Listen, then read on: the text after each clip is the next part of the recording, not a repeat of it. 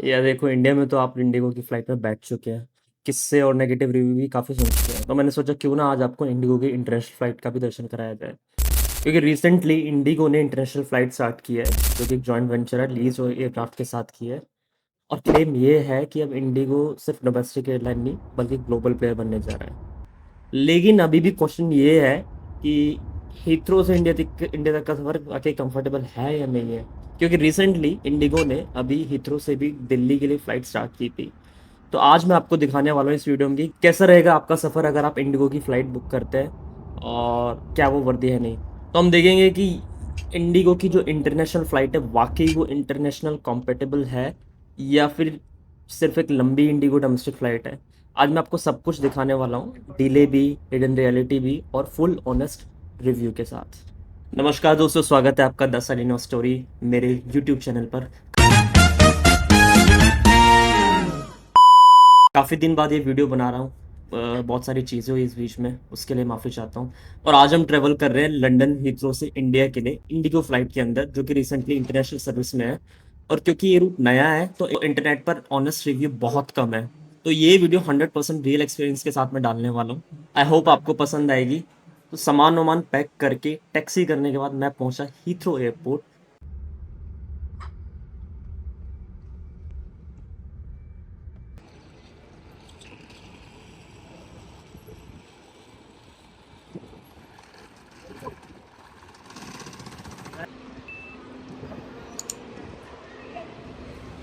Heathrow airport का experience overall smooth था। Check in process थोड़ा बिजी था बट मैनेजेबल। काफ़ी इंडियन पैसेंजर्स भी मिल रहे थे जो इंडिया रिटर्न कर रहे थे। सब कुछ नॉर्मल फ्लो के साथ चल रहा था, लेकिन तभी मेरी नज़र गई डिपार्चर बोर्ड की तरफ। और flight is delay. Honestly delay किसी भी फ्लाइट का हो सकता है, किसी भी एयरलाइन का हो सकता है।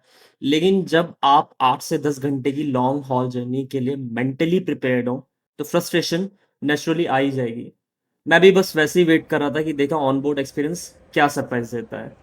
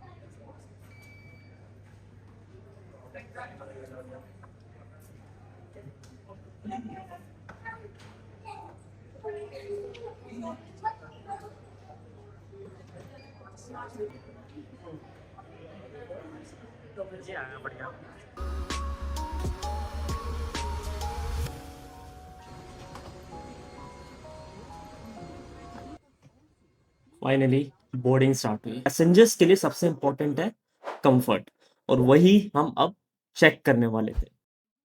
Smoking is strictly prohibited throughout the aircraft और छोटी चीजें जैसे हैंडबैग्स, लैपटॉप्स और ड्यूटी फ्री सामान अपने आगे वाली सीट के नीचे रख दें। लॉकर खोलते समय ध्यान रखें कि कोई सामान बाहर ना गिरे। कृपया अपनी सीट पर बैठ जाएं और सीट बेल्ट बांध लें। विमान के अंदर शौचालय समेत धूम्रपान वर्जित है।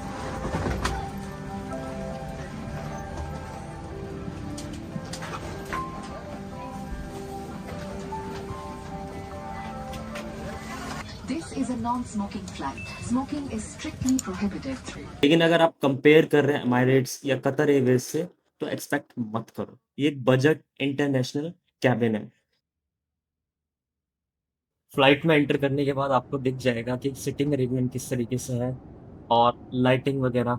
हालाँकि सीट इतनी कंफर्टेबल नज़र नहीं आ रही थी, बट बाकी बैठने के बाद पता लगा कि एक्चुअल में इतनी कंफर्टेबल नहीं है।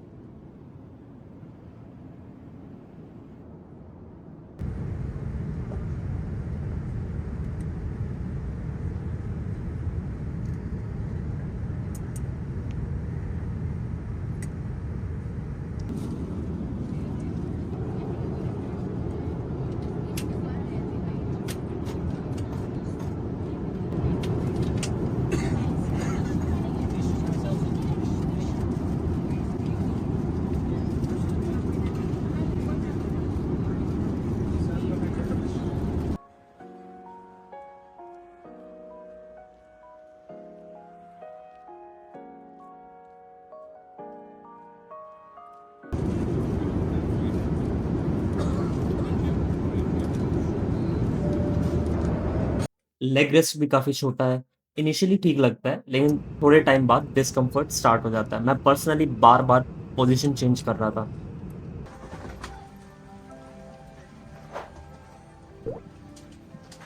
इधर से इधर, इधर ब्रश कर लो। अबे दिख नहीं रहा, थोड़ा इधर कर। नहीं, इधर। is a non-smoking flight. बस एक्सपायरी डेट भी है।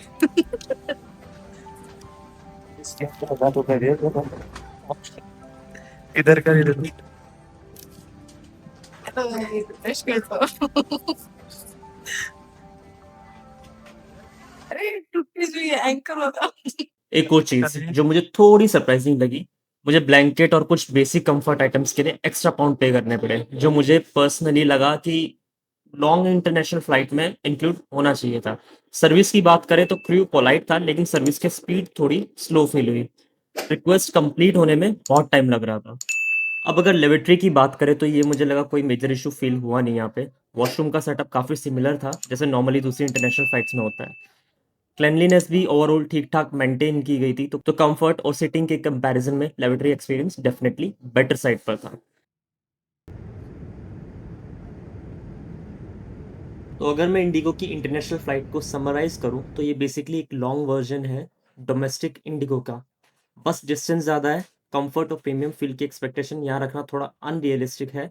लेकिन एक पॉज़िटिव पॉइंट ये भी है कि प्राइस काफ़ी कम है, इंटरनेशनल एयरलाइंस से बेटर होता है। तो अगर आप बजट ट्रैवल और डायरेक्ट रूट देख रहे हैं लंदन से दिल्ली के लिए, तो इंडिगो एक डिसेंट ऑप्शन है। लेकिन अगर आप कंफर्ट फर्स्ट ट्रैवलर हो, तो आपको एक्सपेक्टेशन मैनेज करनी पड़ेगी।